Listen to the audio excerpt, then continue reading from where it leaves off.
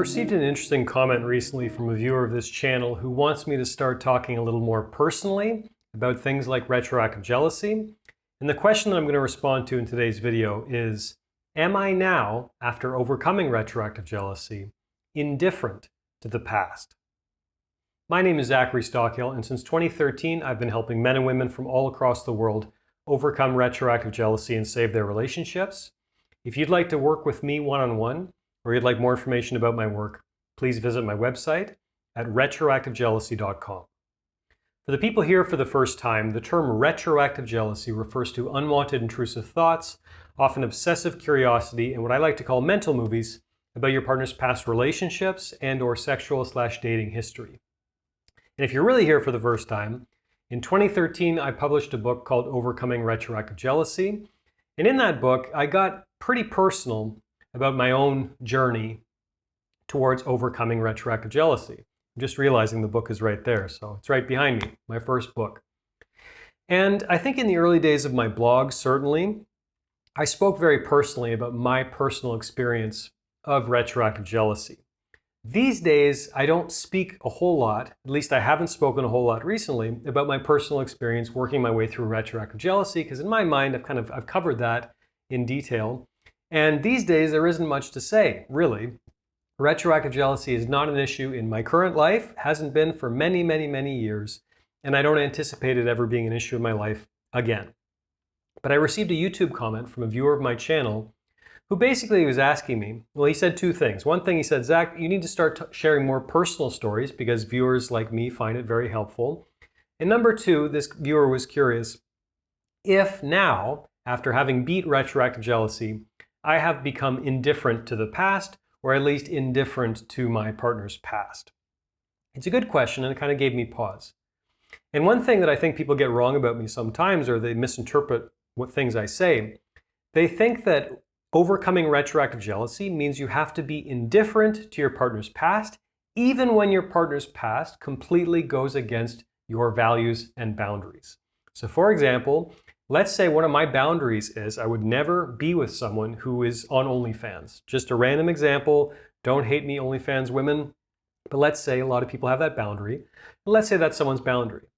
They find my work, they learn about overcoming retroactive jealousy, and sometimes they misinterpret me and they think, well, Zach says you need to overcome retroactive jealousy, so maybe the problem is with me, and maybe even though this is fundamentally against my values, I need to be indifferent to the fact that my girlfriend was once on OnlyFans. And of course, that's not true. Now, it's going to be up to you to determine how big of a deal that is to you. You know, accepting your partner's past is not the same as necessarily condoning your partner's past, so there's something to think about there. But fundamentally, if you're fundamentally not okay with something in your partner's past and you've given this a tremendous amount of thought, and after many weeks or maybe even months, you still reach the same conclusion that, you know what, this is still a deal breaker for me, sometimes I don't think you should necessarily be indifferent to the past. Sometimes it's time to move on. And I'm avoiding getting personal again, so I'll speak personally for a moment. When I beat retroactive jealousy many years ago, when I worked my way through that issue and when I started entering new relationships, I was by no means indifferent to the past. Of course, you know, over the course of dating someone, you start learning more about them. You start hearing their stories and you start observing their behavior in the present, which can often tell you a lot about their past, yada, yada, yada. I've never been indifferent to the past, and I've never been indifferent to anyone I've been dating's past. So for example, you know, one of the things that I was thinking through back when I was dating was, is this person's past going to impact my present? So one of those examples, to be very honest with you, is regarding the whole OnlyFans, pornography, that kind of thing, right? So personally, a value for me is I don't want to choose to be with someone who's doing those things or who has done those things in the past. Zero disrespect to anyone else making a different choice, but for me, that was one of my values because, let's be honest, you know, the internet never forgets. Let's be honest, it's quite possible that that stuff will eventually resurface and add all kinds of drama and complications in my present life with this woman. So for me, if I found something like that out, you know, just theoretically, hypothetically, didn't happen to me in actuality, but I knew that, you know, if I ever encountered that situation, I would, in all likelihood, move on. And so in that case, this is a hypothetical example that I thought of back, you know, many years ago when I was dating. But that was a case in which I would certainly not be indifferent to the past. By the way, I think that's a pretty good metric when you're determining what aspects of this person's past are relevant. And that aspect is this person's past going to impact my present? It depends on your values and what you want out of a relationship, but this can involve things like, do I want to be with someone with kids? Maybe that's a value for you. Maybe you don't want to enter a situation like that. Again, no disrespect to single mothers or single fathers or anything like that. But for a certain type of individual, maybe they wouldn't want to be in a situation like that.